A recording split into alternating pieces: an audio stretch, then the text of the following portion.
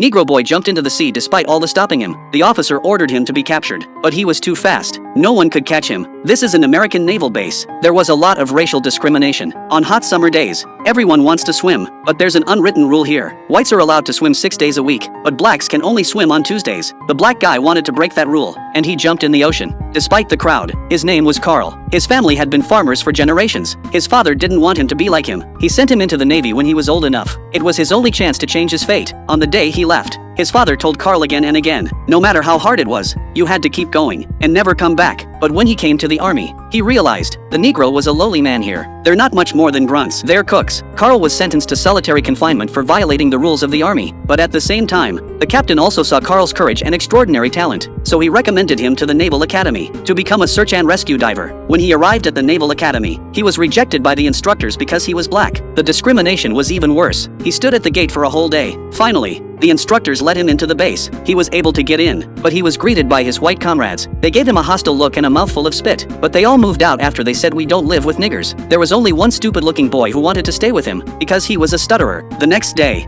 the stutterer lived with Carl. He was targeted by the instructor because he was close to him. He was expelled for holding his breath for less than 4 minutes. Carl felt guilty. That day, his buddies had a welding accident underwater. Carl volunteered. He and another comrade went into the water to rescue him, but while they were doing so, the ship collapsed again. Another comrade was so scared that he ran away. Carl was left alone. He rose to the occasion and rescued his teammates. Afterwards, the instructor honored him for this incident, but it was the deserter who was honored.